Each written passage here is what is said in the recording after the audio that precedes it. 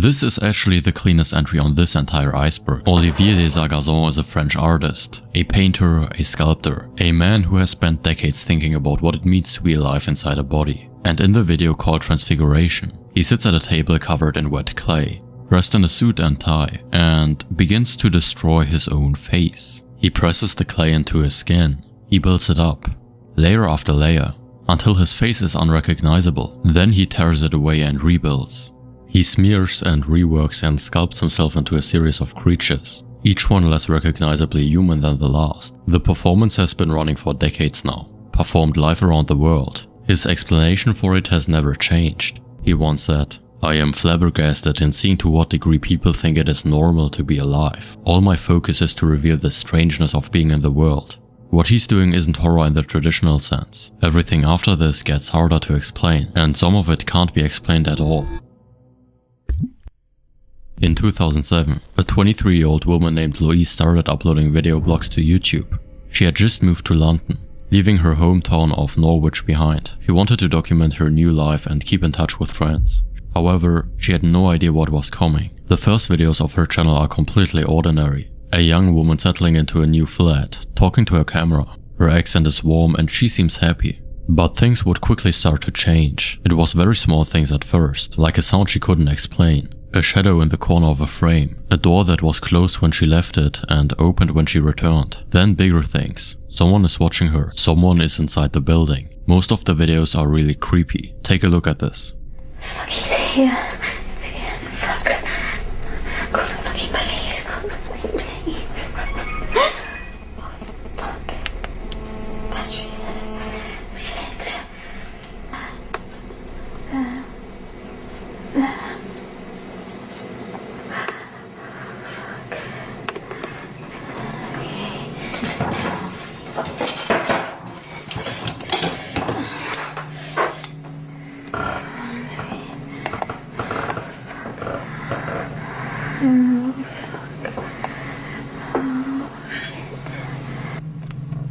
The noise, Lizzie. Lizzie, did you hear it? Yeah, I did. Alright, that's kids. I'm gonna get out there. Hey, I can't open the door, Louise. How'd you get the door open? The key's in the door. No. The keys are in the door. No, they're not in the door. There's no keys in the door. What? Where are the keys? They're in the door.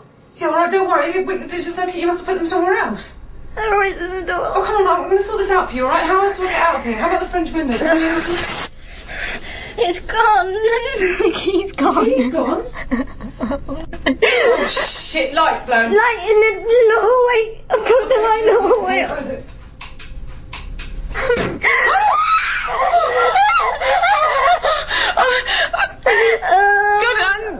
We've got to get out of here. We've got to get out of here. Okay, it's going to be okay. Don't panic. Don't panic. Oh, God. Shh, shh, shh. Hey, what? Something just touched me.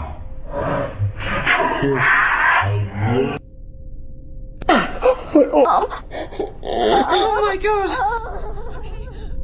As it turned out, the series was created by a filmmaker, and it was entirely fiction. A found footage web series long before that was a common format. When the first videos went up in 2007, people genuinely believed it. Some still do. The original videos are still live. The reason it worked so well was because nobody had a template yet for what YouTube horror looked like. It looked completely real. A woman, frightened and alone in a flat in London, uploading her final days.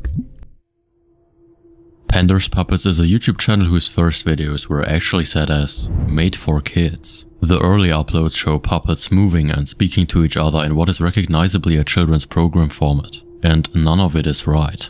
At first, the content wasn't all that crazy, but as the uploads kept coming, things turned. The videos stopped making sense. Titles like Blue Screen Test, Blue Brother Screen Text, and Full Moon Night, Happy Troll After Dark started appearing. That last one is especially unsettling. A mask floating in a reddish atmosphere, a lit candle, and an energy that is absolutely not meant for children.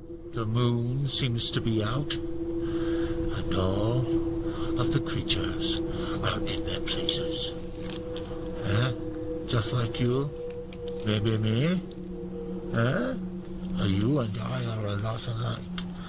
I can tell just by the way you look at me. He also produced a series called Happy World Episode, featuring the same strange, unsettling puppets.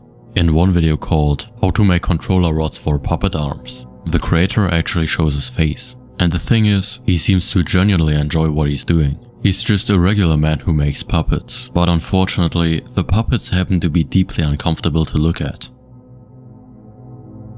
On April 13th, 2011, a brand new YouTube account uploaded its first video. The channel was called Ivan0135, and the video was titled Disclosure Leaked UFO Alien Case Video. Confidential documents old footage. The clip opens with a still frame of a KGB logo. Then we see what appears to be vintage black and white footage, complete with film grain, scratches, and that distinctive clicking sound of an old projector. We see a house with a mysterious object hovering behind it, a saucer-shaped UFO filmed from an aerial view, a crashed spacecraft with an alien lying on the ground nearby. And then we see him, Skinny Bob. Skinny Bob appears to be exactly what decades of science fiction have told us an alien should look like. A grey, massive head, enormous black eyes, an incredibly thin body with spindly limbs. He sits in what looks like some kind of interview room, occasionally blinking, his head moving slightly as if he's conscious and aware of the camera. Over the next month, Ivan would upload 3 more videos, each one containing additional footage, an alien autopsy, the interior of a spacecraft, and perhaps most intriguing of all, a group of aliens walking toward the camera in full color film. And then, nothing. The account went silent.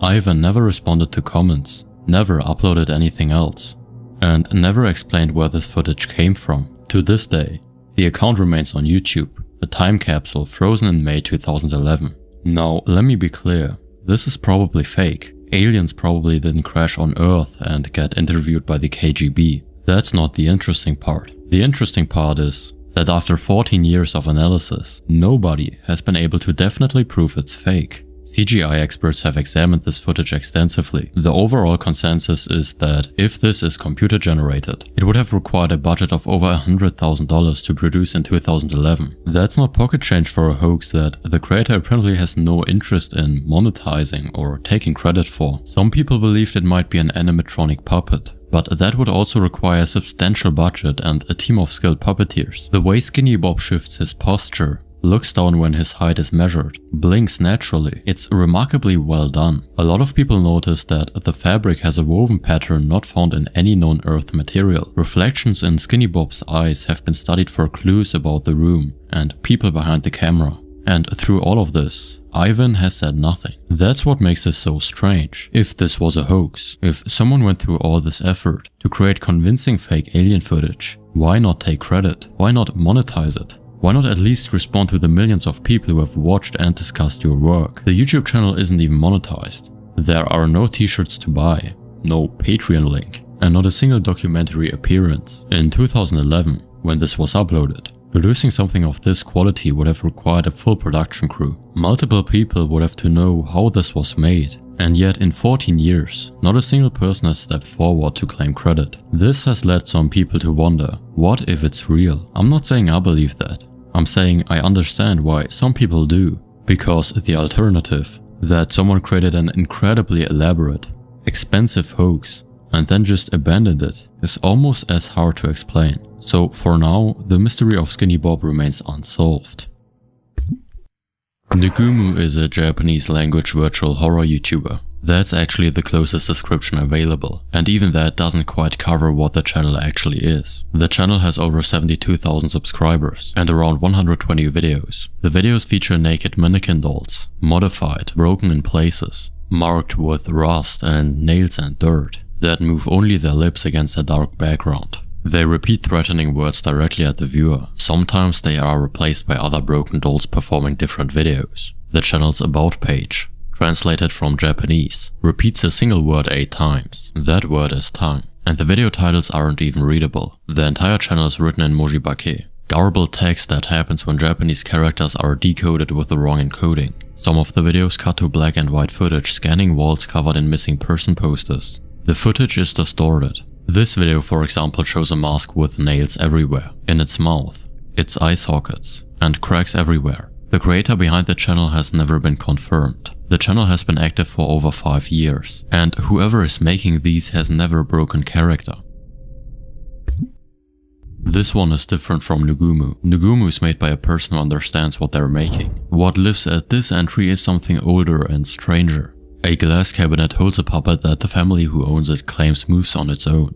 They claim it has attempted to harm its previous owner. They have filmed it over a period of years and uploaded those recordings to YouTube, building a slow and cumulative archive of what they present as ongoing paranormal activity. Now look, whether you believe in haunted objects or not, that's not really the point here. The footage functions as horror regardless. People have believed in cursed objects for as long as people have existed. What's new is the impulse to put it on YouTube, to create a channel, to build an archive. Whether anything paranormal is happening is a question nobody can answer. Whether the footage is uncomfortable is not a question at all.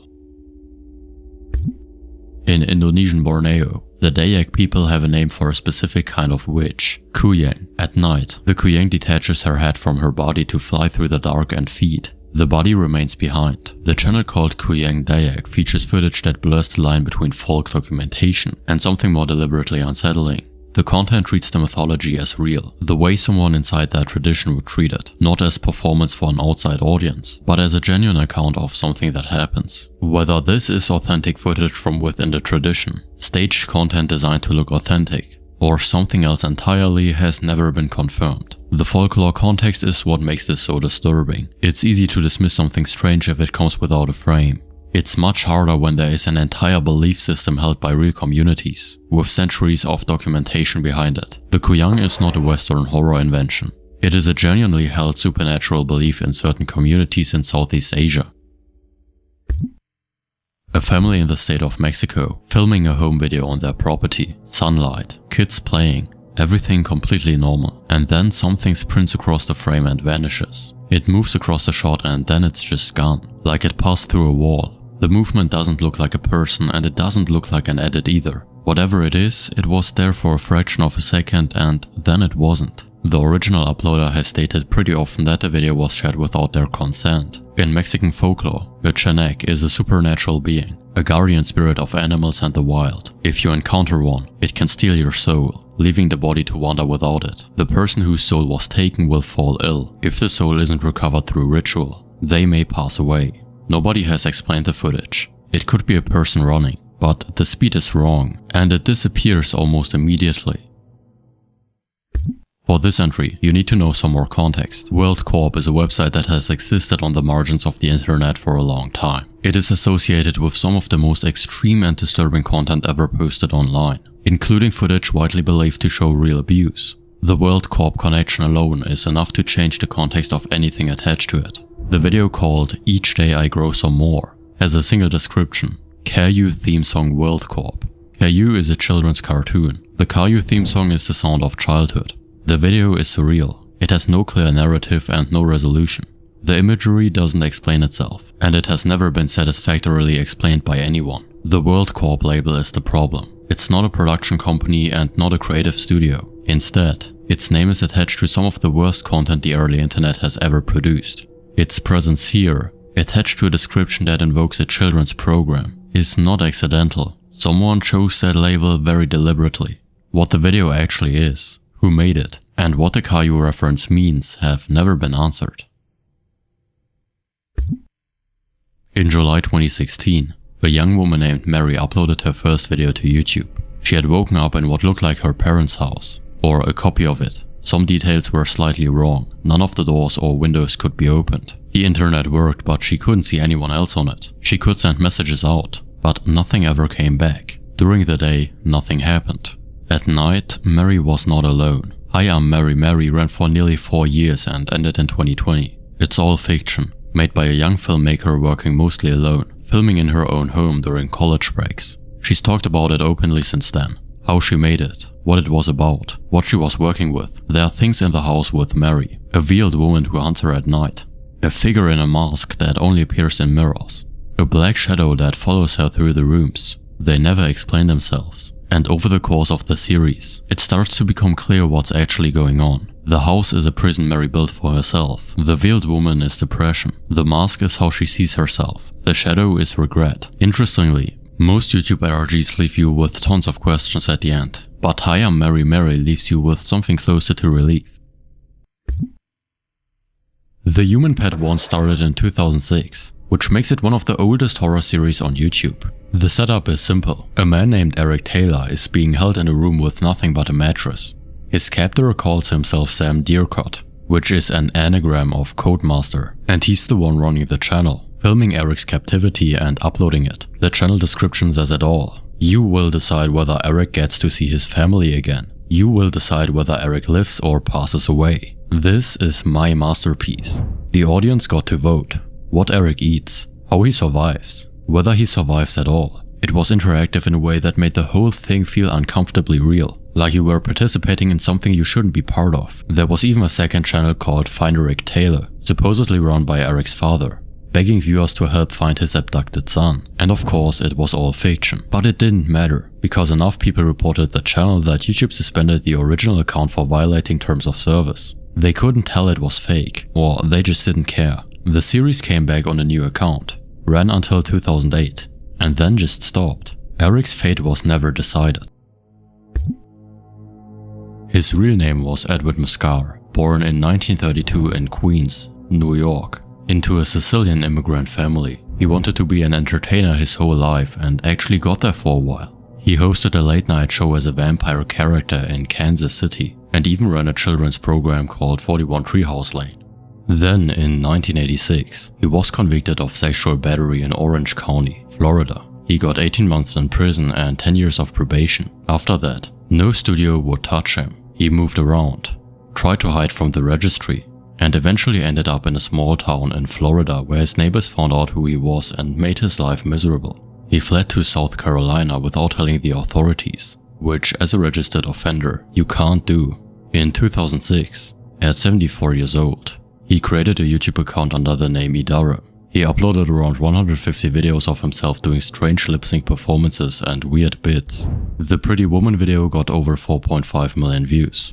His channel pulled in nearly 15 million total. He became a genuine internet sensation. People called him a YouTube legend. In the comments, most of them had no idea about his past. His probation condition said he wasn't allowed to own a computer. By posting on YouTube, he was violating those conditions. Florida investigators saw his videos and traveled to South Carolina to arrest him. His computer was confiscated. It had no illegal material on it. He was put on new probation with the same rule: no computer without permission. So he gave his password to a friend and had the friend upload new videos for him, thinking that would be allowed since he wasn't technically using a computer himself. The judge didn't see it that way. On January 6, 2010, he was sentenced to 5 years in prison for violating his probation. In the courtroom, he told the judge, "I'm frankly bewildered that I'm here. I don't think I've done anything wrong." He said he was just an entertainer, that the videos were done in fun, that most people saw it that way. The judge didn't agree. His fans posted messages online calling for his freedom, but none of it mattered. Edward Muscar passed away in prison on January 8, 2012 from lung cancer. He was 79 years old.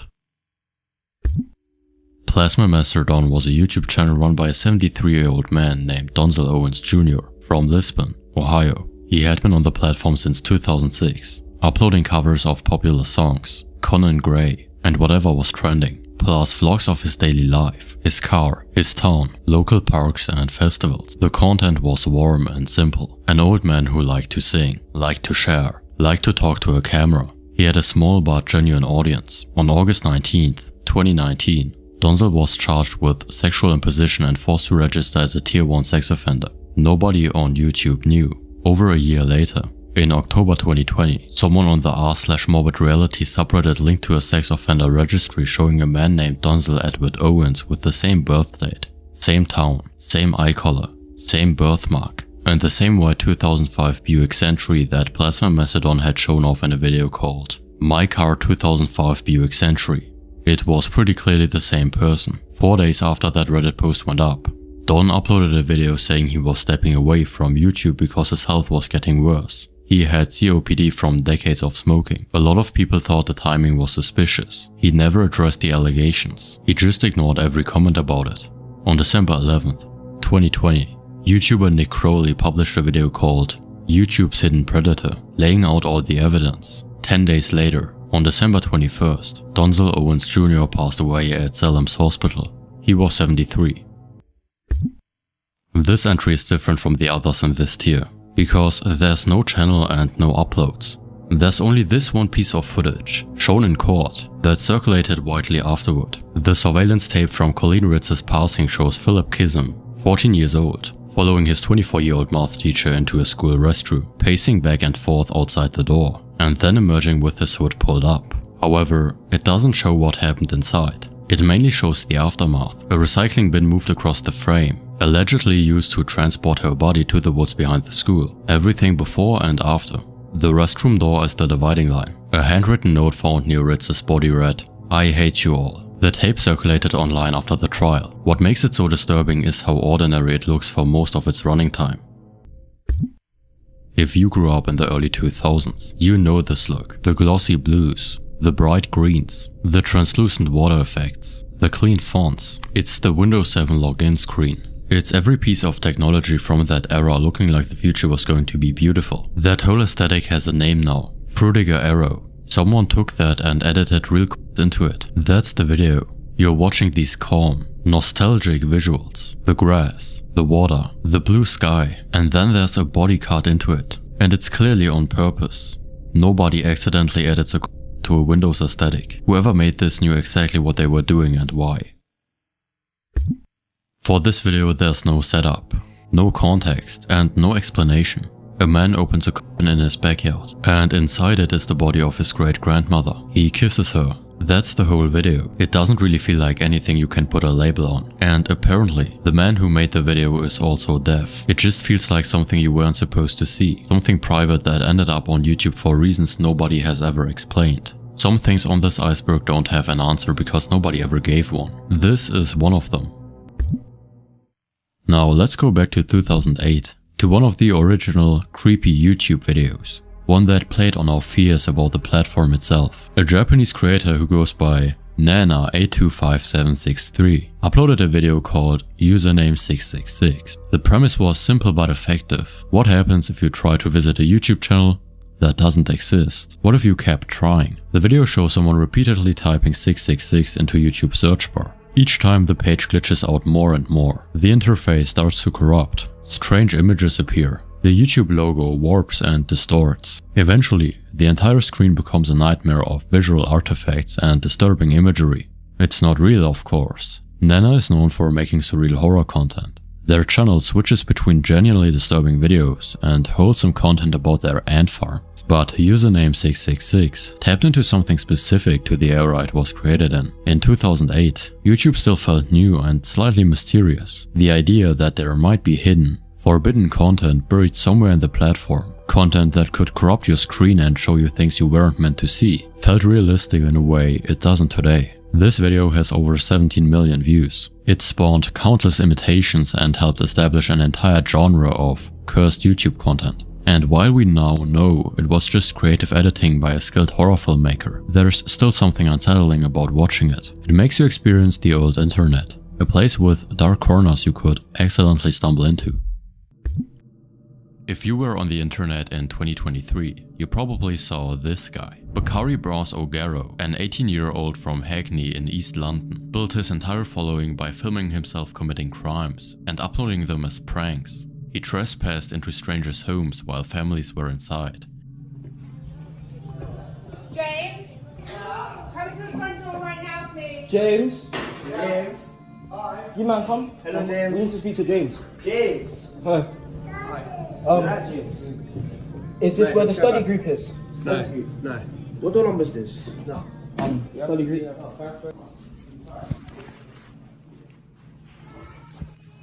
Wait, this is not where the study We group got is. kids, man. Oh, you got kids? Oh, sorry. Oh, I thought this was the study group. I actually thought. Hey, this is the study group. He stole an elderly woman's dog and ran off with it on camera. Hello. Hi. You got a nice dog. Sorry? You got a nice dog. She's lovely. She's, yes. Family dog. Don't run away with her. Boom gang, hold on. We outside. We outside. He rode e-bikes through supermarkets, harassed people on the street, and even hijacked a train cabin and messed with the controls. One specific video started it all. It shows Mizzy and two friends walking into a random family's home in broad daylight. Children are visible inside. The homeowner confronts them, asks them to leave, and Mizzy just sits on their sofa and keeps filming. The video got over 1.5 million views. After the backlash, Mizzy was arrested, banned from TikTok and YouTube, and given a criminal behavior order, which basically meant he wasn't allowed to post videos of people without their consent or trespass on private property. Now, that could have ended the entire situation, and some might have thought that Mizzy had reflected on his behavior. But no, he breached the order within a few hours. He posted a video saying, "UK law is a joke," which caused him to be arrested a second time. He breached his order again. He rode on the roof of a London bus, cycled into the back of a Sainsbury's, and more. Every time he got caught, he came back with a new account. Eventually, a judge at Stratford Magistrates Court sentenced him to 18 weeks in a young offender institution and told him, "Put bluntly, your pranks are not funny." He was also banned from social media for 2 years. However, Mizzy's fanbase was arguably worse than he was. At one of his meetups, his followers wrecked a retail store, so they were basically replicating the stuff they saw from him online in real life. And look, I know some people will say it's just pranks, but the type of stuff he did is just different. He stole someone's dog, he walked into family homes, and in my opinion, that's basically just filming yourself committing crimes. This one is really horrifying and it's all on video. On November 3rd, 2024, in Zion, Illinois, a TikToker named Tynasha McCarthy Roten, known as Tea Time, was driving and live streaming at the same time. She was talking to her followers with her eyes on the screen instead of the road. Her 8-year-old child was in the car with her. Then viewers heard a loud bang. Tea Time screamed. The child asked, "What was that?" And then, on the live stream, she said the words, "I just hit somebody." I don't know, it was weird, like... Let me call you right now. Oh. What was that? You okay? The man she hit was 59-year-old Darren Lucas. He was crossing the street, walking home from his shift at a local grocery store. He was rushed to a hospital, but unfortunately he didn't make it. Surveillance footage later confirmed that Tea Time had run a red light at 35 miles per hour, the part that made people truly furious. 3 days later, she went live again, not to mourn or apologize. She went live to ask her followers for Cash App donations so she could take a mental leave from the internet. Yeah, my Cash App up there if y'all wanna support while I'm on mental leave. I don't like asking y'all for shit. But if y'all find it in y'all heart, I just want to tell y'all I will be okay. I am taking things one day at a time. I'm good, you guys. Nah, I ain't got no appetite. I'ma be okay. I ain't eating right now. Y'all wanna pour something in? Y'all more than welcome to do that. Like I said, I do not like asking y'all for shit. The comment section tore her apart. Cash App, after mowing over somebody's grandpa. She was arrested on Christmas Eve 2024 and charged with reckless and aggravated use of a communications device resulting in somebody passing away. The fact that just 3 days later, the person responsible was already asking for donations basically says everything about how this platform can mess with people's senses of reality. Taylor Frankie Paul was one of the biggest names in what's known as Mom Talk, a corner of TikTok and social media where young mothers post wholesome family content. She was part of a group of Utah-based Mormon moms who built huge followings through dance videos, lifestyle content and the image of a picture-perfect family life. But who could have guessed it? It was all a lie.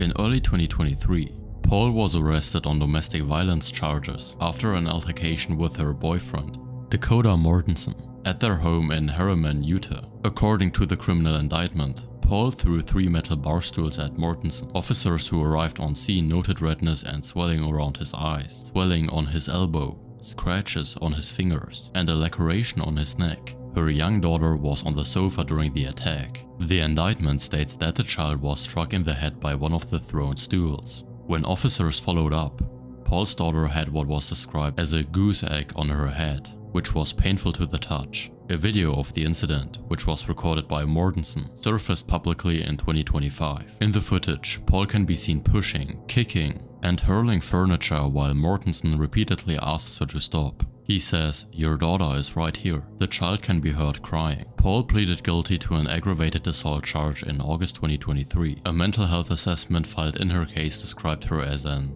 intermediate problem drinker. with borderline anxiety and mild depression. She told evaluators she didn't remember much of the incident due to alcohol. When the video was made public, Disney cancelled her upcoming season of The Bachelorette. The Hulu show Secret Lives of Mormon Wives paused filming. She was dancing for millions as a wholesome mom. Behind the camera, her daughter was being hit in the head with a metal stool.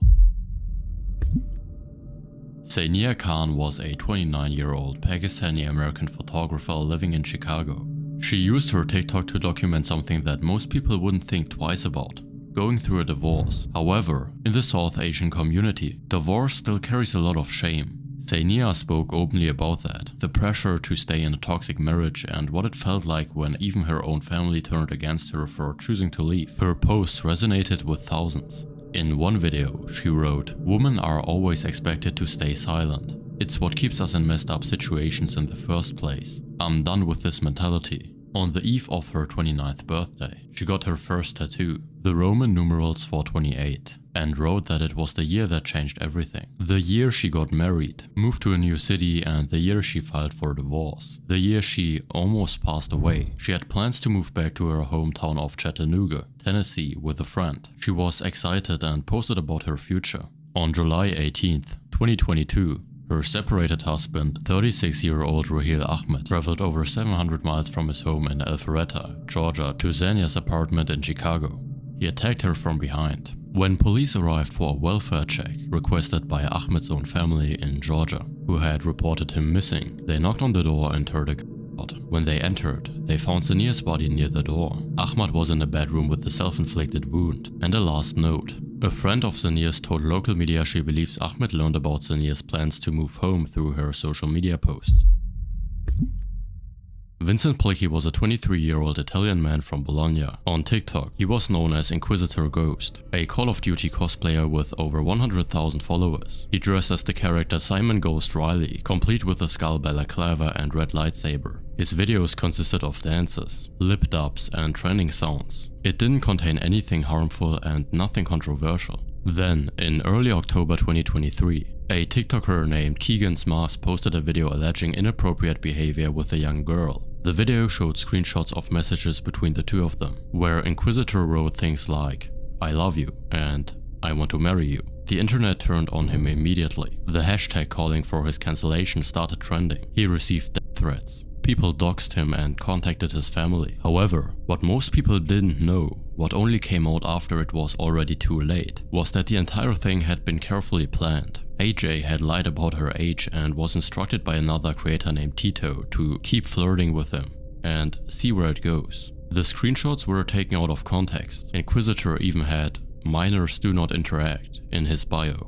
When AJ first reached out, she presented herself as an adult and he accepted her offer to edit his videos. Keegan's Mars posted the messages without context. Tito and AJ had manufactured the whole thing. By the time the truth started coming out, it was already too late.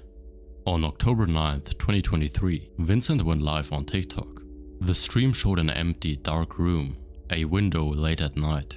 The comments were turned off and nobody could say anything. Then viewers heard the sound of glass shattering. Someone broke through a window and voices in Italian shouted for help. Someone performed CPR and another person was on the phone with emergency services. Vincent was confirmed to have passed away days later. His account was banned by TikTok, and after his death, more and more evidence surfaced proving the allegations had been completely fabricated. Mehak Bukhari was a British Pakistani TikTok influencer from Stoke-on-Trent with nearly 200,000 followers. She posted lifestyle, beauty and fashion content, often featuring her mother Ansreen. They were described as part of a new wave of self-made internet personalities. Regional media called Mehak charismatic, confident and business-minded. Behind the camera, Ansreen Bukhari had been having a secret affair with a younger man named Saqib Hussain. When the affair ended, Hussain threatened to send explicit material to Ansreen's husband, unless she paid him back £3,000. In response, Mehak sent a text message, "I'll soon get him jumped by guys and he won't know what day it is." On the night of February 11th, 2022, they did far worse than jump him. Hussain and his friend, 21-year-old Hashim, were lured to a Tesco car park in Leicester under the pretense of returning the money. When they arrived, they were ambushed by Mehak, her mother, and 6 others across 2 cars, an Audi TT and a Seat Leon. Hussein and Hashim panicked and sped off, creating a high-speed chase on the A46 dual carriageway. During the chase, Hussein called 999. The recording was played in court. In it, you can hear him pleading. They're right behind. They're hitting into the back of the car very fast. Please, I'm begging you, I'm going to pass away. He can then be heard screaming before a loud bang. The victim's Skoda Fabia was rammed off the road. It struck the central reservation, split in 2 and burst into flames. Both men passed away instantly. They had to be identified by their dental records. During the 10-week trial at Leicester Crown Court, Mayhek showed no remorse. She was observed laughing, talking and playing games while the jury was deliberating. When the guilty verdict was read, she cried. As she was being taken down, she blew a kiss to her father in the gallery and said, "Call me." She was sentenced to life in prison with a minimum term of 26 years. Her mother received life with a minimum of 26 years as well. The judge told Mayhek that her tawdry fame as a social media influencer had made her utterly self-obsessed and oblivious to the damage you do. On May 13, 2025, 23-year-old Valeria Marquez was live-streaming from a beauty salon in Zapopan, Mexico. She had over 113,000 followers. She was a model, a beauty influencer, and a salon owner. She was sitting on camera, doing what she had done hundreds of times before. Hours earlier, a masked man posing as a delivery driver had arrived at the salon with another man on a motorcycle. They told staff they had a very expensive gift for Valeria that had to be delivered in person. When Valeria arrived and heard about this, she expressed fear on her livestream. "Maybe they were going to unalive me," she said. "Were they going to come and take me away, or what? I'm worried." Minutes later, someone handed her a stuffed animal and a bag of Starbucks coffee. Then a voice off camera greeted her. "Hey Val." She answered, "Yes." She muted the sound on her livestream. Seconds later, the situation turned violent. She collapsed on camera. Someone picked up her phone. Their face appeared briefly on the stream, and then the video ended. The region is controlled by the Jalisco New Generation cartel, and violent incidents involving groups on motorcycles have become more frequent. Her Instagram following went from roughly 113,000 to nearly 260,000 in the days after she passed away. This one is probably the most disturbing account on this entire iceberg, not because of what was posted, but because of what it was hiding. Jose Jurado Montilla had previously been convicted of homicide. In the 1980s, he unalived 4 people, including 2 foreign tourists. He was convicted and spent 28 years in prison. He was released in 2013. He then reinvented himself. In his 60s, Montilla created a TikTok account. He called himself El Titi. He posted hiking videos, travel diaries, and so on. He met strangers on the road and filmed friendly interactions. He had about 6,000 followers. He looked like a kind old man enjoying his retirement, walking across the Spanish countryside. In August 2023, Montilla crossed paths with Esther Estepa, a hiker staying at a hostel in Alicante. They walked 37 kilometers together. Montilla later called an ambulance for Esther when she developed a swollen leg. She was discharged from a hospital early the next morning. She was never seen again. Strange WhatsApp messages began arriving from Esther's phone. She told her mother she was broke and leaving Spain for a new life in Buenos Aires. But the messages didn't sound like her. Her family knew immediately something was wrong. Montilla did something unbelievable. He reached out to Esther's family himself. He sent them TikTok videos he had made while traveling with her. He commented on her disappearance. Esther's sister later said, "He's a despicable jerk who even sent us the videos he uploaded to TikTok, commenting on my sister's disappearance." When the family looked up his real name, they found his criminal record. He had 4 unalivings on his name and served 28 years in prison. And now he was the last person seen with their missing sister. Forensic investigators eventually found a microscopic trace of DNA on the buckle of a zipper on Esther's backpack. He's also under investigation for the August 2022 of a 21-year-old student named David in Malaga, a town Montilla was known to have visited. The method was eerily similar. Netflix turned the case into a documentary called The TikTok. So 6,000 followers watched a serial killer post videos about his travels, and nobody knew what he had really done. Jan Zuqiong was a Chinese street food vlogger with 5 million followers. He was known online as Fatty Goes to Africa. He traveled to different countries, tried local food, filmed interactions with people, and built a massive audience doing it. In December 2022, Jan was live streaming at the Indra Chowk market in Kathmandu, Nepal. It was a Sunday afternoon and the market was crowded. That's when Feng Zhengzhang, a rival TikToker who went by the name Ayan, walked up and attacked him with a knife. He did this in broad daylight in front of an audience of thousands. Jan was rushed to a hospital, but he didn't survive. The two creators had a long-running dispute, but until that moment, there were never any signs of it turning this serious. Zhengzhang was arrested shortly after at the scene. Alexis Sharkey was a 26-year-old social media influencer based in Houston, Texas. She had over 87,000 followers on Instagram and nearly 58,000 on TikTok, posting about hair care, fashion and wellness. From the outside, it looked like the perfect life. Travel photos, a happy marriage and so on. In her last Instagram post, she wrote about dreaming of moving to Tulum, Mexico. However, behind the curated photos, friends say the marriage was falling apart. Alexis had privately spoken about wanting a divorce. One friend later told ABC 13 that during a trip together the month before Alexis passed away, she confided that she was petrified. In the friend's words, this girl was scared for her life. Alexis spent Thanksgiving 2020 with friends, not with her husband Tom. She was last seen alive around 6 PM on November 27th. Tom later claimed she left their apartment on foot after an argument. The next morning, a Houston city sanitation worker noticed feet sticking out of the bushes on the side of a road near the I-10 Katy freeway. It was Alexis's body, located about 3 miles from the apartment she shared with Tom. Tom Sharkey took to social media immediately. He posted, "My world, my everything. I'm so lost right now, my one and only." He gave tearful interviews. He told ABC 13 that Alexis hadn't been happy and that he had been the one holding her, cuddling her and building her back up. He even attacked people online who suspected him, writing, "You all should be ashamed of yourselves."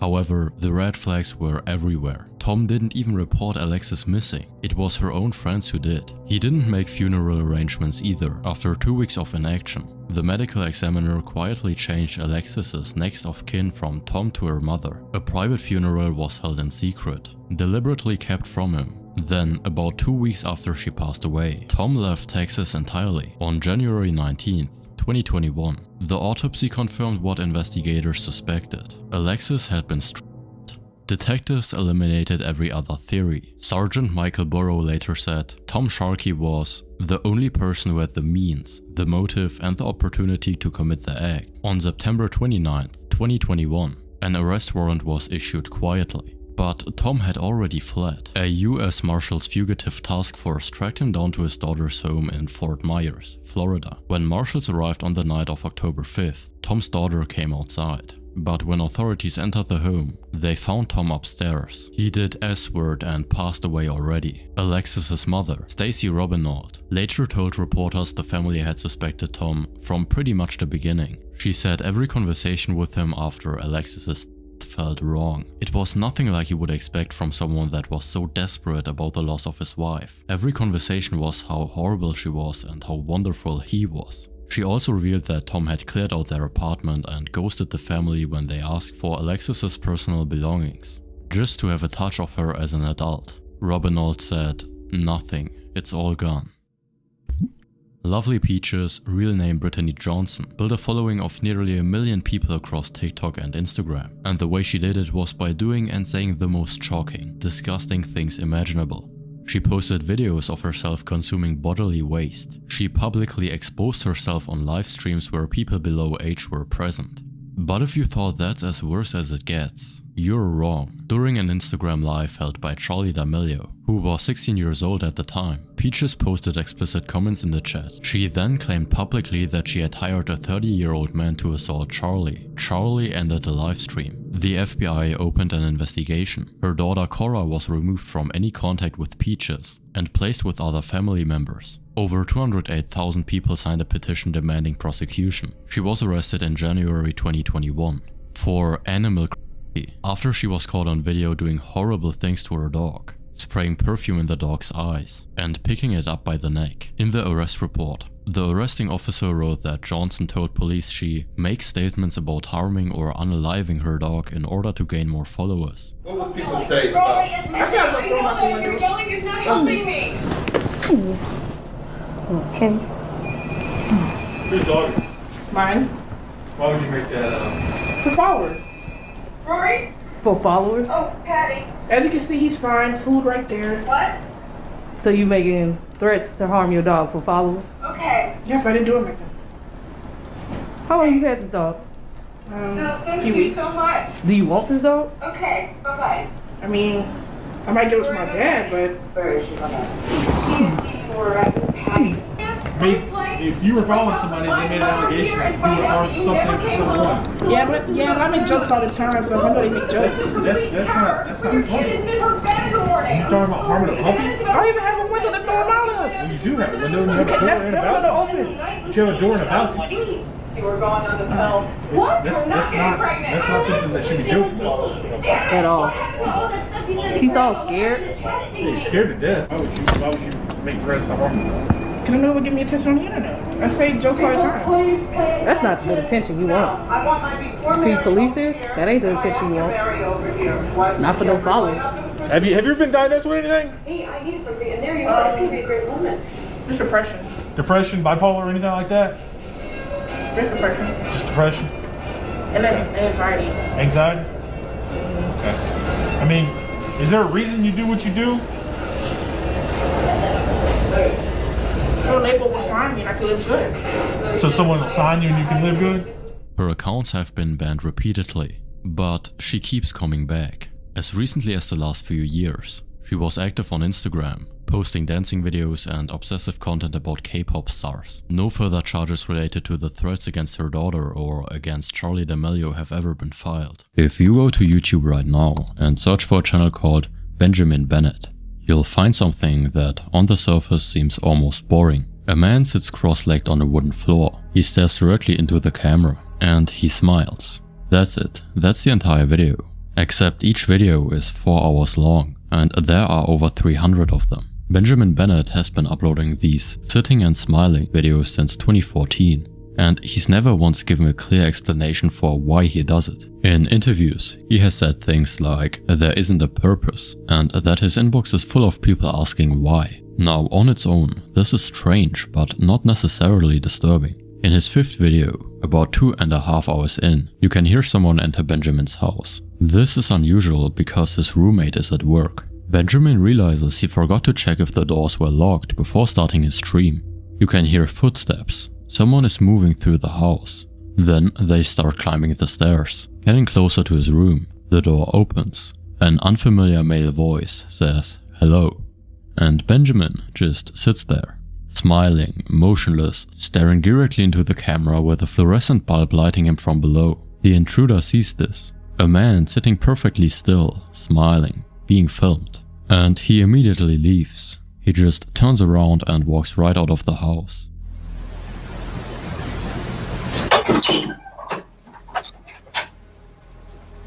What?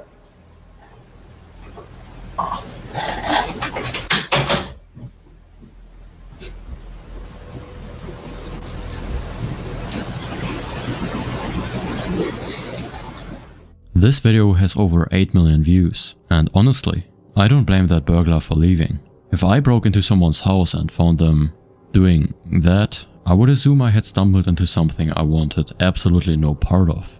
In his 50-second video, around the 2 hour and 47 minute mark, Benjamin visibly urinates himself. You can see a wet puddle seeping out from under him and gradually evaporating over the course of the remaining footage. Weirdly, he never acknowledges it and never breaks character. He just keeps sitting there while smiling.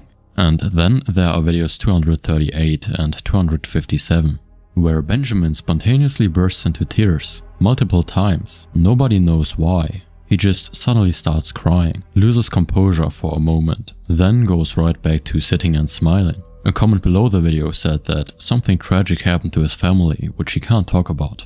As of right now, Benjamin Bennett has over 380,000 subscribers. He's been doing this for over a decade, and he shows no signs of stopping.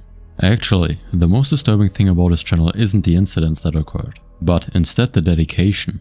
The commitment to doing something that serves no apparent purpose for thousands of hours over many years. It makes you wonder what's actually going on inside this man's head. Though in a later video from his Walking and Talking series, where he walks and talks in nature, he does attempt to explain it, but a lot of people didn't really get what he meant. Take a look at this. I could go ahead and explain everything, or try and explain everything, which is, the most common request. Everyone wants me to explain why I make these videos. I don't know why it is that I can feel so just like happily empty when I'm doing this, but I'm sure that it has to do with the repetition and the duration. You repeat this framework over and over again for a long time, and it becomes smooth enough to see through it more clearly. You know what I'm saying? You limit your activity. You limit the parameters of your experience. While I do think that pretty much every single video that I have made could be considered a complete explanation of why I make them already. Also, his content seems to have diversified quite a bit, if that's the right way to put it, since he's been uploading things like this.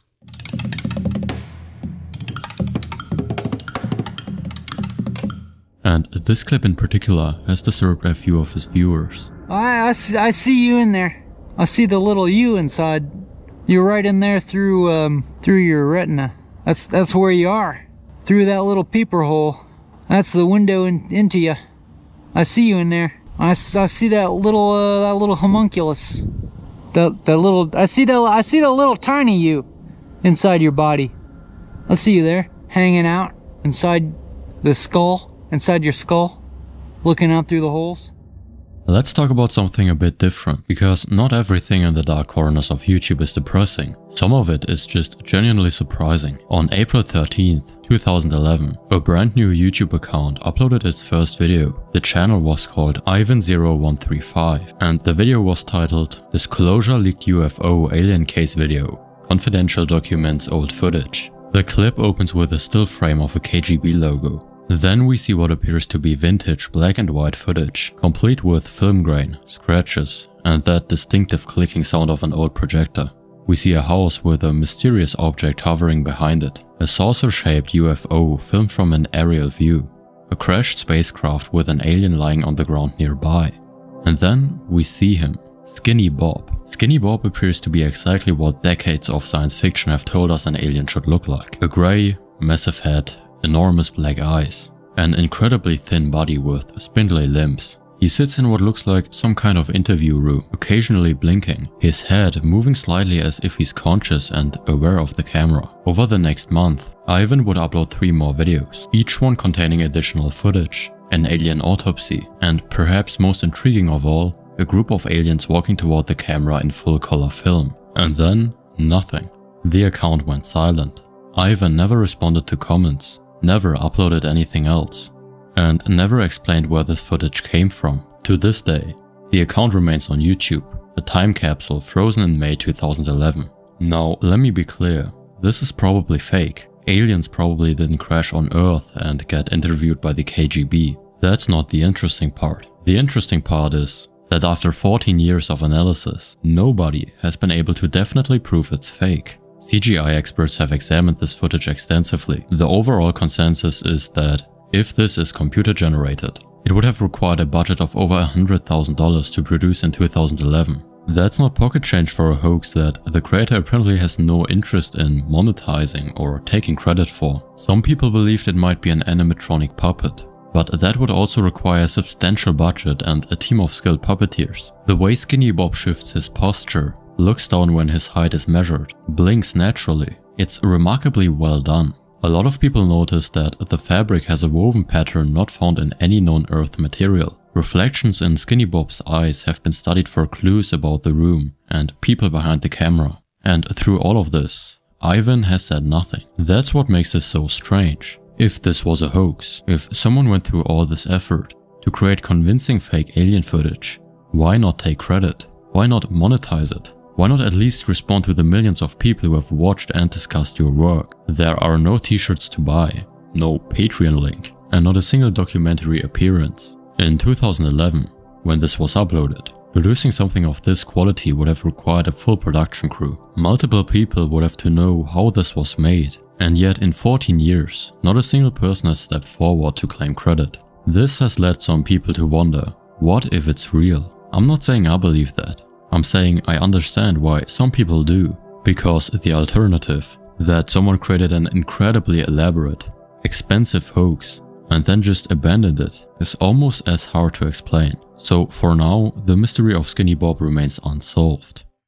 Let's talk about one of the strangest broadcast hijackings in history. On November 26, 1977, viewers in southern England tuned into their evening news on ITN when something very strange happened. The newsreader's audio was suddenly replaced by a deep, distorted voice. The voice claimed to be someone, or something, called Vrillon, a representative of something called the Astrogalactic Command. For 6 minutes, this voice delivered a message to the people of Earth. It warned humanity to remove all weapons of evil and to embrace what it called the Age of Aquarius. It spoke of how Earth was entering a new age of existence and that humans needed to learn to live together in peace. This is the voice of Vrillon, representative of the Astrogalactic Command, speaking to you. For many years you have seen us as knights and experiments. We speak to you and present as we have done to your brothers and sisters all over this, your planet Earth. We come to know the destiny of your race and your world so that you may communicate to your fellow beings the course you must take to avoid the disaster which threatens your world and the beings on other worlds around you. Hundreds of viewers called the station in a panic. Some people genuinely believed they were receiving a message from extraterrestrial beings. The police launched an investigation, and they never found out who did it. What makes this so impressive is how it was accomplished. Southern Television used a microwave signal to transmit their broadcast, and somehow, someone managed to override that signal for 6 full minutes without being caught, unlike the later Max Headroom incident in Chicago, where someone with relatively accessible equipment hijacked a signal for 90 seconds. This actually required knowledge of how microwave transmissions worked and access to equipment that could override them. Some have speculated that the perpetrators were connected to the Raelian UFO movement, because Vrillon sounds suspiciously similar to the name of the movement's founder, Claude Vorillon, but this has never been confirmed. The statute of limitations has long since expired. The perpetrators, whoever they were, got away with one of the strangest broadcast hijackings in television history. And we are left with this bizarre recording of a distorted voice claiming to speak for an alien galactic federation. So is it real? Almost certainly not. But whoever did it, they committed fully to the bit, and that's kind of admirable. Let's move on to something different. In 2006, a filmmaker named David B. Earl uploaded a short film to YouTube. It was only about a minute long, and it was called Dining Room or There Is Nothing. A woman sits at a dining room table. The camera pushes in. The woman doesn't react. And then the video loops. It loops again and again. The entire piece is constructed as an infinite loop, each iteration getting slightly more distorted, slightly more unsettling. This video has over 10 million views, and unlike a lot of early YouTube horror, it wasn't designed to go viral. There's something about the endless repetition, the lack of any payoff or jump scare, that gets under your skin in a way more conventional horror can't. This is what sets some YouTube horror apart from fictional creepypastas. It doesn't really try to be scary, it's just uncomfortable. And speaking of uncomfortable, let's talk about an advertisement that has somehow outlived the company it was made for. In 2012, a real Philadelphia ice cream company called Little Baby's Ice Cream released an advertisement. It was directed by Doug Garth Williams and cost only $3,500 to produce. Within 48 hours, it went from 0 to 2 million views. The commercial shows a performer named Asa Scheib. They're sitting at a table, covered entirely in what appears to be white ice cream, though it was actually marshmallow cream for practical purposes. Their expression is blank, and they're eating ice cream directly off their own head with a spoon. Take a look at this. Go ahead and lick something. We lick you very much. If you want to lick something, lick us. We love to lick. We lick to love. We're love lickers.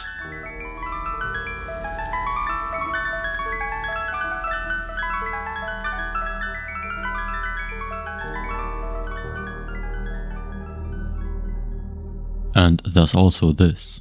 There's good reason for my glistening skin, and how I shine,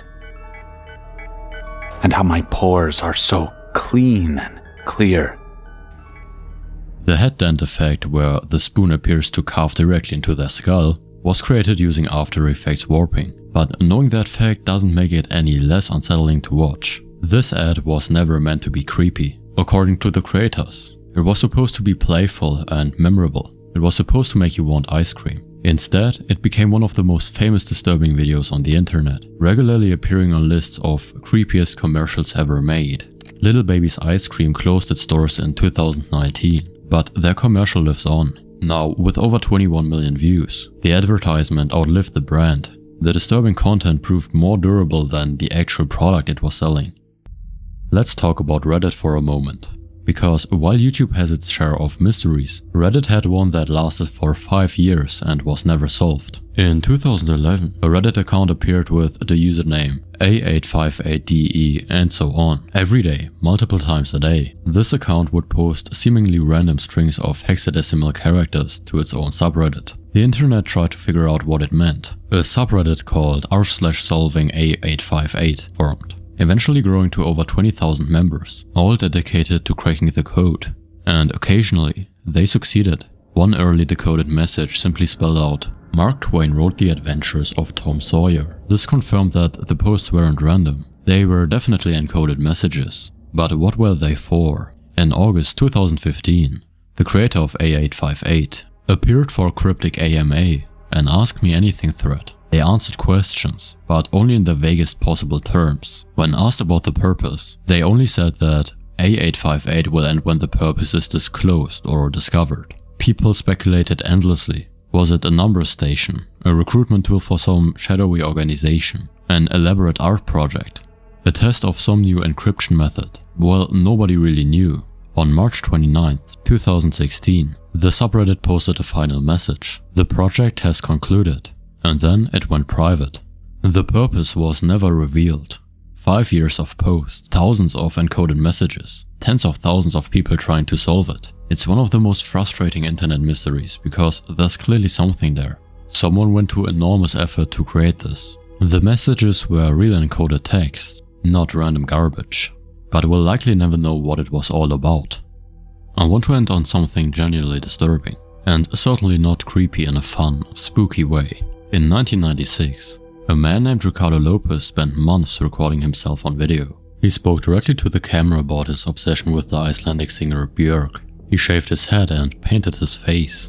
He built a letter containing sulfuric acid, which he intended to send to her. On the final tape, Lopez mailed the and then, on camera, did S-word. The tapes were discovered by police after neighbors reported a smell coming from his apartment.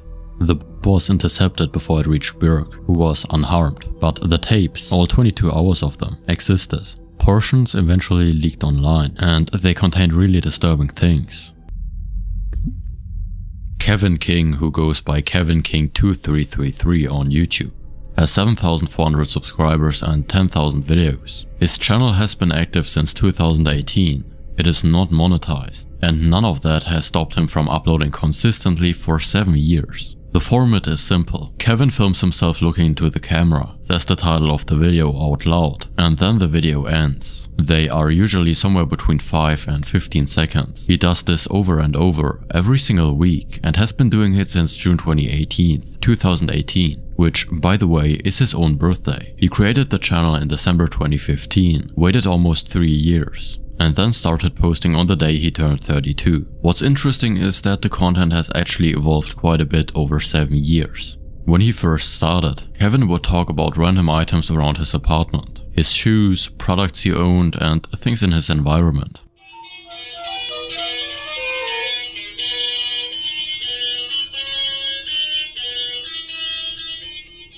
He made videos like My Black QI Sport Shoes from Me Kevin King or United States Deputy Sheriff's Association Police Calculator. They were pretty weird, but not all too bad. Then, somewhere around late 2018, his content changed. He started saluting specific people by name. He turned to the camera and said something like, I salute to you Willie D live from Me Kevin King, and end the video. Or, I want to meet you lovely TI 2002 in person. Willie D live. I know, salute to Willie D live. And then welcome back Willie D live on the youtube.com. Salute Willie D live. So I'm doing it when I salute Willie D live. Those videos were way more personal, direct, and addressed to real people who almost certainly never saw the videos. By 2019, he had launched a series simply titled Kevin Joseph King, his own full name. The titles of his videos cover a huge range. Street fight characters, Bay Area news anchors, pro wrestlers, celebrities, his own name spelled out letter by letter, and personal proclamations like, when I was born on June 28, 1986 on a Saturday. My parents name me Dennis but name me Kevin, how cool. Pretty weird, right? When I was born in June 28, 1986 on a Saturday in San Francisco, California, my parents were gonna name me Dennis. Instead, they named me Kevin. How cool.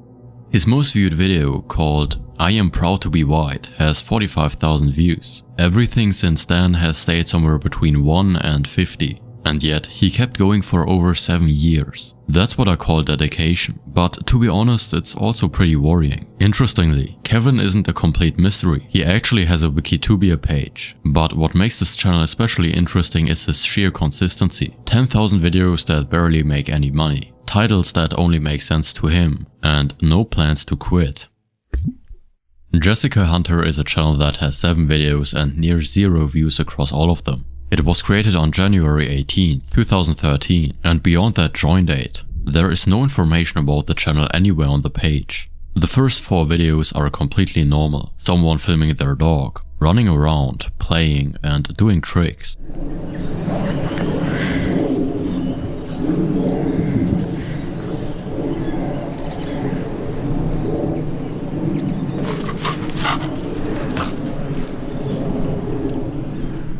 But then comes the 5th video. It opens with silent clips recycled from those earlier dog videos. And then it cuts to approximately 3 minutes of a completely black screen. However, it gets even weirder with the last 2 videos she uploaded. They show a man with white makeup on his face, moving strangely. In the first one, the video shows him falling toward 2 hands that are making gestures whose meaning isn't clear. And then the channel went silent for over 12 years. Jessica uploaded no more videos. So far, there wasn't any explanation for any of it. The most commonly offered explanation is that this was an art project, or someone trying to be edgy and disturbing. And maybe that's all it was. But the person never came back, and they never said anything, so it stays unexplained. The channel goes by a name that's essentially a string of repetition. You don't know, you don't know, you don't know, Y9342, and it was created on July 26, 2015. It doesn't contain any profile information, no profile picture and no description. You might be thinking why I included this channel even though it has over 100k subscribers. Well, the uploader produced over 100,000 videos, and most of them are truly 0-view videos. When you go back to the earliest content, it's peaceful and almost meditative. A Russian woman walking through a forest, filming short clips of herself stretching, or just walking through the trees. Quiet and calm and completely ordinary. However, over the course of the next few videos, they started getting weirder and weirder. In some of them, she looked out of breath and unsettled by something.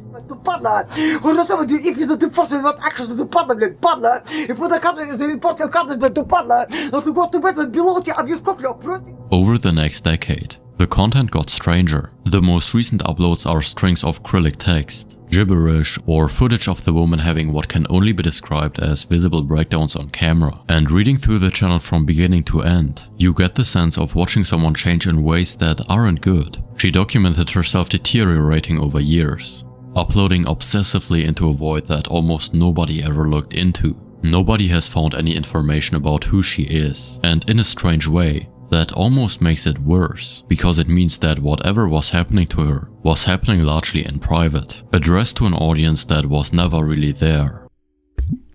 The channel has very few subscribers. All of the video titles include one name, Daisy. From the thumbnails alone, you can already tell something is wrong. Every video shows the same black wrapped figure, something inside a bag or covered in plastic, positioned around an ordinary house, on the floor, in the kitchen, or on the bed. The titles treat it like a person going about their day. Daisy plays, tucking Daisy in, Daisy feeds the birds, Daisy and friends. The videos are filmed in grainy black and white, almost like security camera footage, which makes everything feel colder and more clinical than it already is.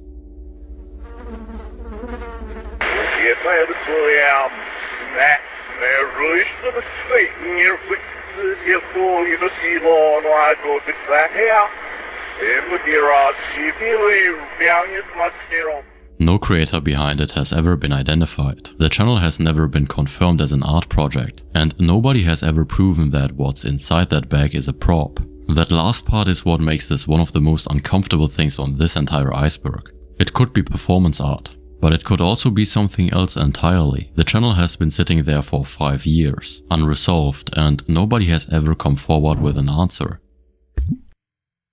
James Patrick Denny, who went by Hero Star James online, was a man from Toronto, Canada. His channel has very few views. Most of his videos were watched by nobody, and yet there's something about them that stays with you long after you've seen them. James started cleaning litter off the streets of Toronto when he was 13 years old. It was, by his own account, his way of processing a difficult past, putting his focus on something good so that he could leave the bad things behind him. At some point, his cleanup work caught enough attention that he made the local news under the name The Midnight Bandit. He fought against what he saw as inequality between ordinary citizens and law enforcement. And he documented all of it, and much more, in videos that he uploaded to YouTube for an audience that was essentially no one. The videos are raw and completely unedited. He talks directly to camera, sometimes for several minutes, about things that were clearly weighing on him. In one video, he addresses what he calls the 3 parties, unnamed groups he believed had been surveilling him around the clock for more than 7 years. He talks about illegal bugs and cameras he believes were installed in his mother's home. He says that the moment he steps out onto the balcony, there are people in cars and on bikes circling the building and looking up. 13 years old, I found a good way for me to put my past life in the past. But because of the 3 parties, I can no longer do that. If you put your mind and your focus on something good, it helps you forget the past. But because of the 3 parties, they're there 7/24. And I can't leave the door because they have illegal bugs and cameras or whatnot in my mom's place. Wherever I go, all I gotta do is step out on the balcony to enjoy a bad habit. And as soon as I do that, they got their idiot crews in their cars, driving around or on the bikes, looking up. What's he got on? What's he doing? In another video, he holds his ID up to the camera to prove what his name actually is, because people had apparently been calling him Jamie. See that? That's my name, not Jamie. See, if you idiots did your homework, you would have known my name. It's not Jamie. In other videos, he's playing guitar, he's wearing a Superman shirt, he's eating alone at his desk. He's just a person, living his life, talking to a camera that almost nobody was watching. James Patrick Denny passed away on January 20th, 2019. With his family by his side. A final video appeared on an alternative account on September 22nd, 2019, months after passing away. He was dealing with real pain, and YouTube was the place he chose to put it. He talked to no one for years and kept going anyway. He's gone now, but his videos are still there. The channel went by Human Being 151. And also by the name Insomniac. It had nearly 1,300 videos before the whole thing disappeared. The link on screen is the one video that survived. For years, this channel uploaded dozens of videos a week. Nearly all of them had titles like New Exclusive P. Diddy Track Just Leaked. And when you clicked on them, They were just text on screen. Brother Diddy, I have a very important message for you. Please read your MySpace inbox. I need to talk to you, Puff Daddy. Over and over, in different combinations, across hundreds of videos. Other titles included Diddy Diddy Diddy Diddy Diddy P Diddy Puff Diddy Diddy Twitter, and I will pay $5,000 to see Diddy. His YouTube profile claimed he had written 150,000 songs. Most of his videos had near 0 views, and then one day, all the videos disappeared, and he uploaded one final video instead. It shows him walking through his home. Every single room is filled, floor to ceiling, with spiral notebooks, hundreds of them, possibly thousands. When he opens one, every page says the same thing, written over and over again in pen. Brother Diddy, please accept. Or, Mr. Diddy, all this hard work I have done for you, page after page. Internet researchers identified him as a user called Anil, and the most reasonable theory is that he was trying to exploit the early YouTube algorithm, flooding the platform with Diddy-related content to get his music noticed. But that theory doesn't really explain the notebooks. He might be able to trick the algorithm with video titles, but you can't exploit anything by filling multiple rooms with thousands of handwritten pages that nobody was ever going to read. The channel closed in 2011. Nobody knows where he went. Some people believed he was the person who later tried to break into Diddy's house in 2012, but that was never confirmed. The channel description for NASAGEM108 reads, "These are a series of videos that my client requested to be released after his death. Unfortunately, there's no explanation of who the client was, what they did, or why they wanted these specific videos released." He then continued to create 15 videos, uploaded 15 and 16 years ago. The videos have titles like "Dying NASA Scientist Describes the Mothership", which has over 380,000 views. I decided to still include this channel since it's basically in the darkest corners of YouTube. There are pictures of bees, police fighting against protesters, and overall pretty weird stuff. The channel has 60,000 subscribers, and nobody, not in 15 years of the internet trying to figure it out, has confirmed who the NASA scientist was. Whether there actually was a NASA scientist, or whether the person who uploaded these videos on their behalf is even real. 15 years later, nobody has figured it out. This channel has been deleted. Before it was taken down, it had extremely few views, and it was only discovered because some people were actively looking for unusual content. The channel is connected, in some way that has never been fully determined, to the real disappearance of Maura Murray. Maura Murray went missing on February 9, 2004, in New Hampshire. The case has never been solved. She has never been found. The channel's most notable video was titled "Happy Anniversary." In it, an unidentified man laughs maniacally at the camera for several minutes, and then winks. The anniversary reference in the title appeared to line up with the date of Maura Murray's disappearance. When researchers found the channel and began investigating, it was deleted. The man in the video was never identified. Whether he had any real connection to what happened to Maura Murray, or whether he was someone deeply disturbed who fixated on an open case, has never been determined. Maura Murray is still missing. The case is still open, and whoever made that video is still unidentified. This channel surfaced through threads on 4chan/export and discussions on the SCP Foundation forums. It has very few views. The channel banner is a close-up photograph of a person's teeth arranged in a forced grin. The videos contain blurred text, black backgrounds with shapes partially obscured within them, footage of forests, industrial machinery, and distorted audio that appears to have encoded messages embedded in it. The most frequently cited video is titled "Misanthropic Malice Aforethought." No creator has ever been identified, and no ARG community has ever claimed it as their project. No framework exists for decoding the content that has been embedded in the videos. If you spent any time on the internet in the mid-2000s, there's a very good chance you've probably seen Salad Fingers. It's a green, tall figure with long fingers and a whispery voice. But most people only watched the first episode, then moved on, and still have no idea of how dark this series actually gets. Salad Fingers was created by British animator David Firth. The series follows a green-skinned character living alone in an empty, post-apocalyptic wasteland. He speaks in a very unsettling, whispery voice and has an obsession with rusty objects and the tactile sensation they provide.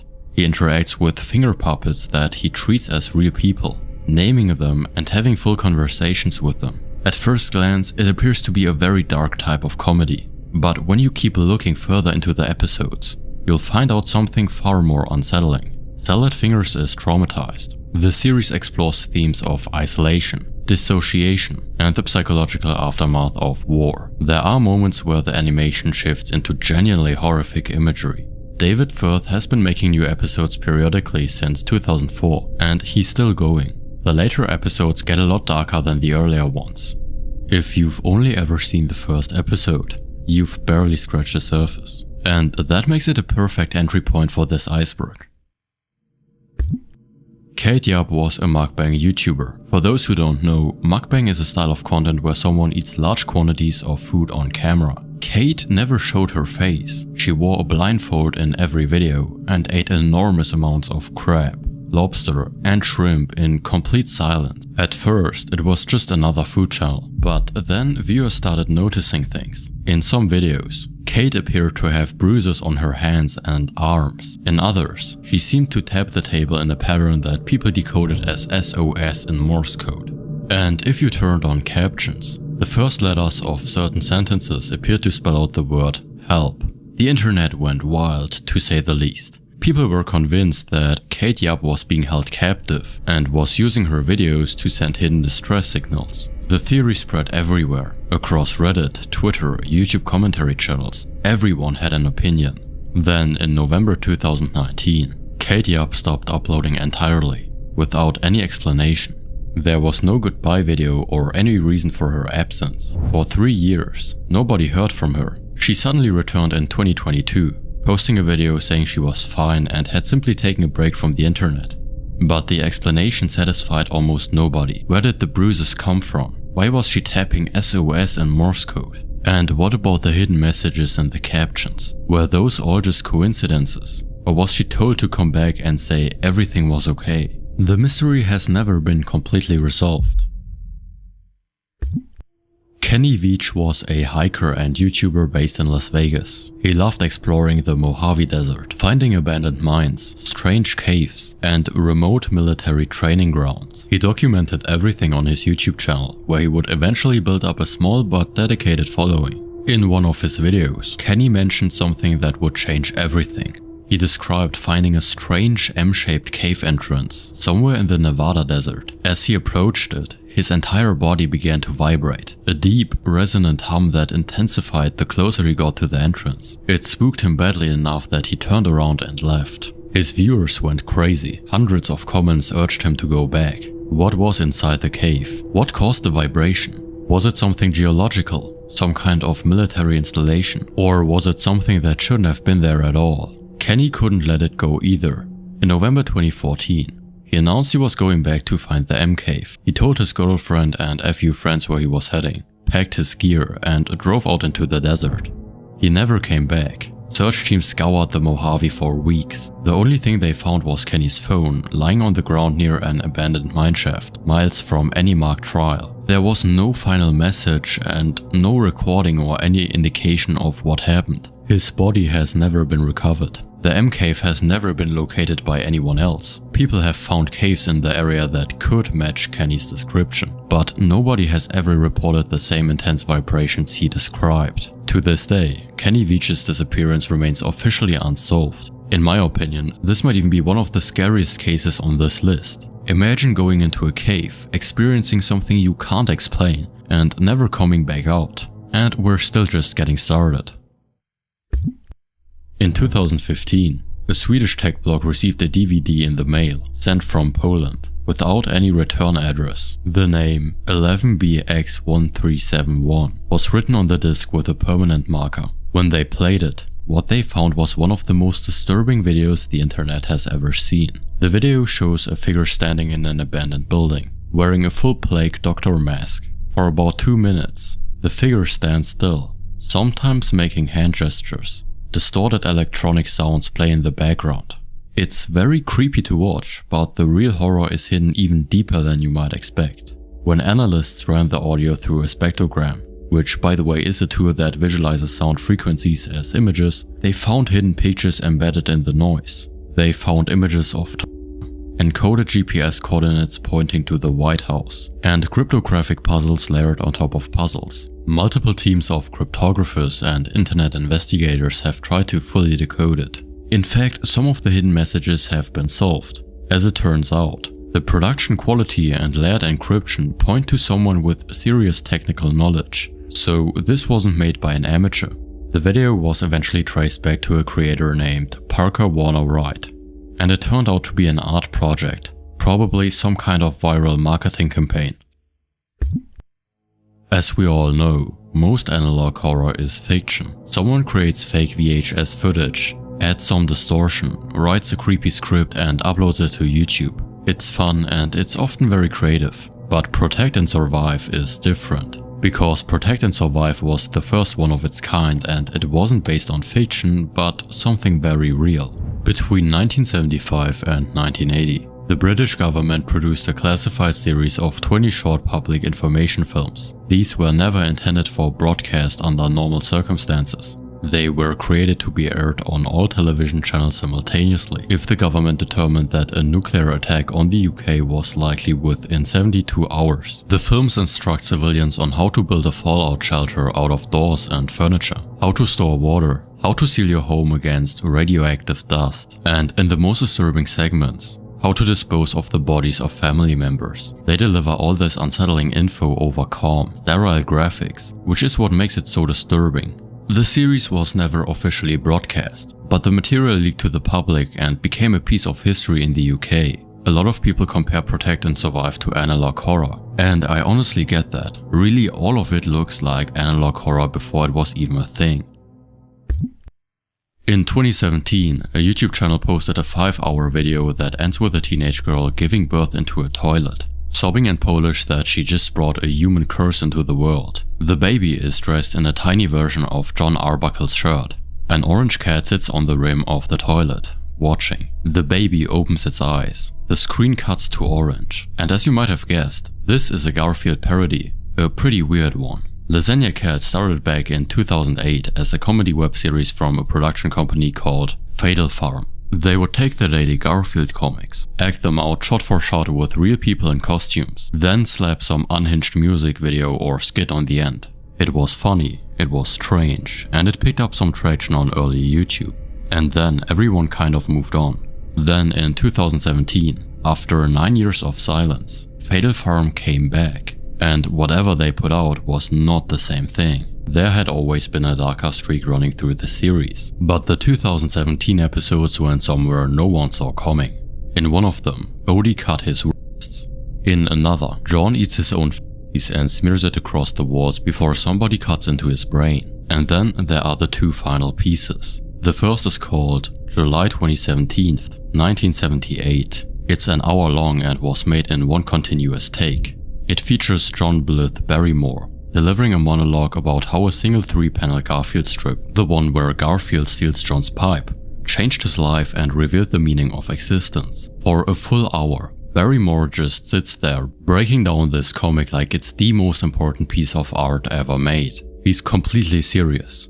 And if you thought that was supposed to be the end, it definitely wasn't. The real final is called Sex Survey Results. It's over 5 hours long. Before they posted it, Fatal Farm set up a real number and told people to call in and say how many people they had slept with. Around 1,000 people actually called in.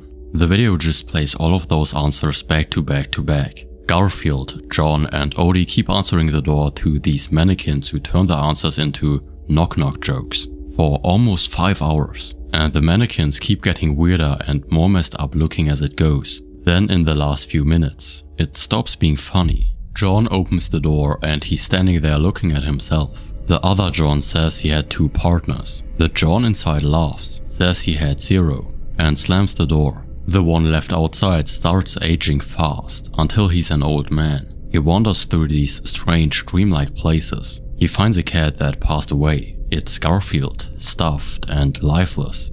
Then a guy painted head to toe to look like Garfield screams and starts sprinting toward him. He touches John. John disappears and his clothes fall to the ground. Where John once was are now worms and dirt. Then it cuts to a teenage girl alone in a bathroom stall, crying, giving birth. She looks down into the toilet and starts speaking in Polish. When you translate it, she's saying stuff like, "This child isn't mine. It came from darkness. I brought a curse into the world. My soul is going to be eaten and spit back out forever. This is hell. Sounds pretty crazy, right? She leaves. The camera just stays on the toilet. There's a baby wearing a tiny version of John Arbuckle's clothes. An orange cat is sitting on the edge and watching. And then the baby opens its eyes. And that's how an apparently harmless Garfield parody took a turn for the worse.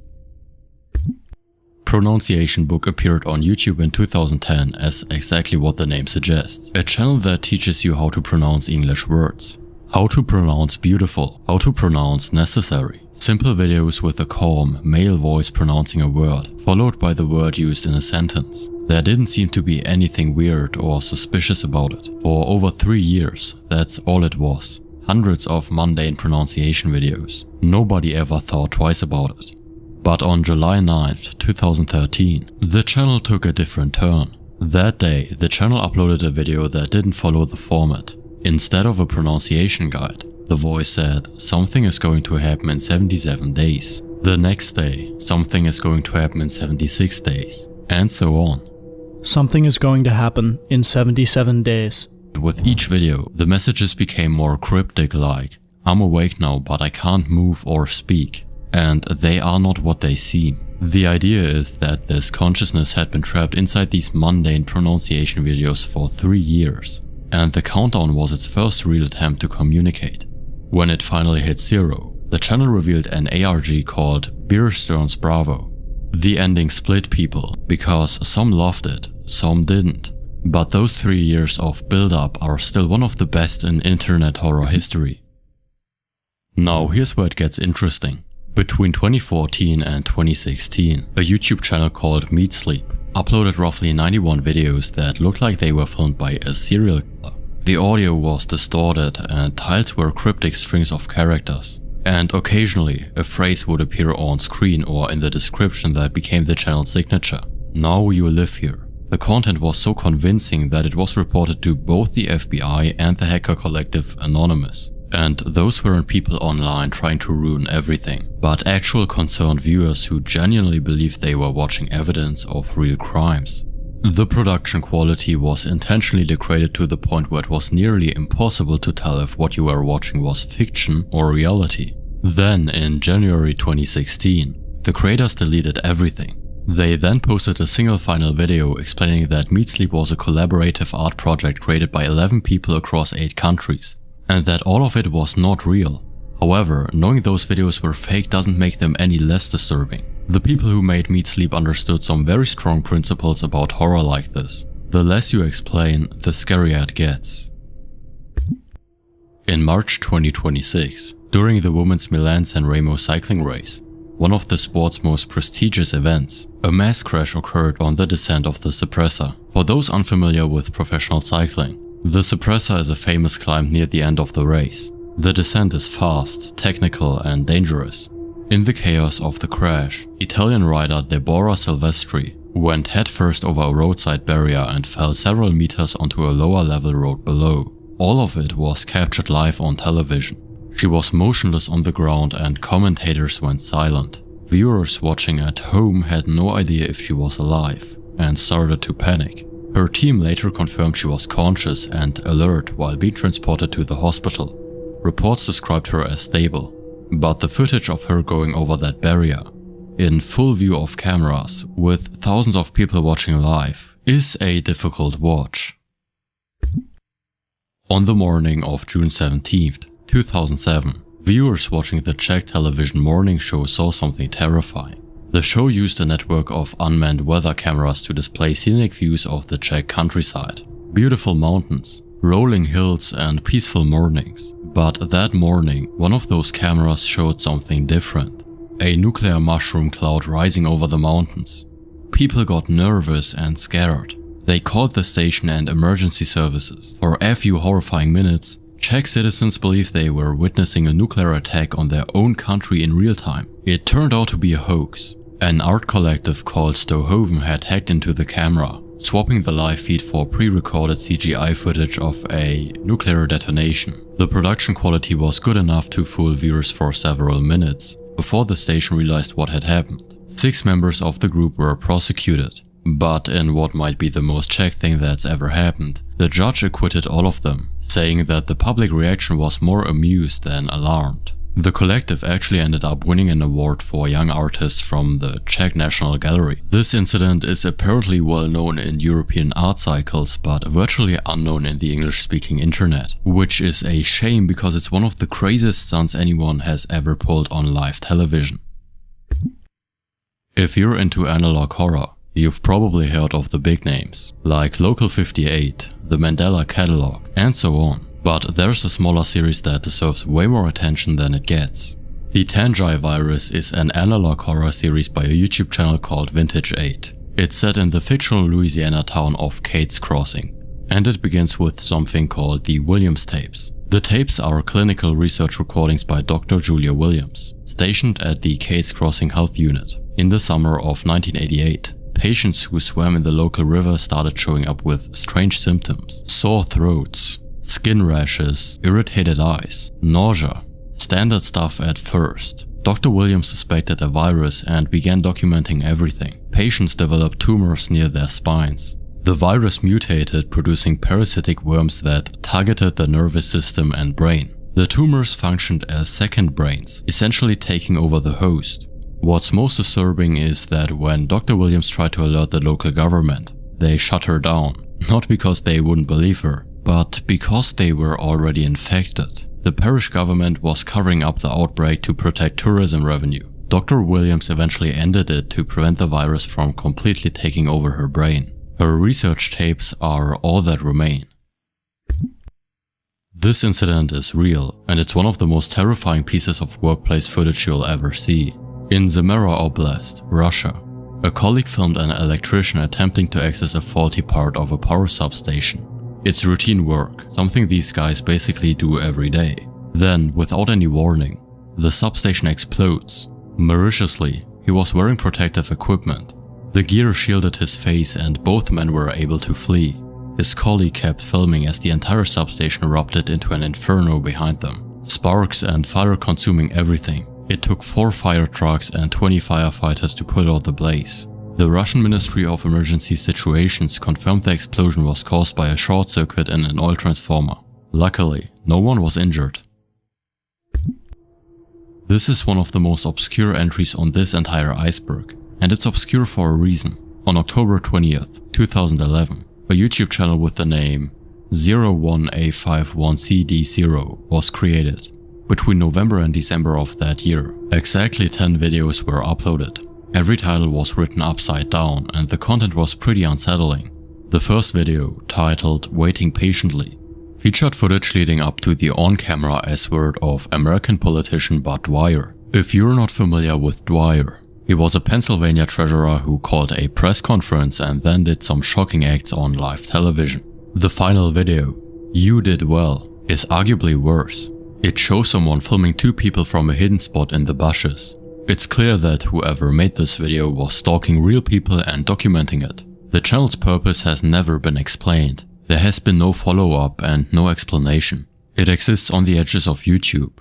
And the fact that it mixes real footage of people passing away with what seems to be real stalking makes it one of those things you wish you'd never found.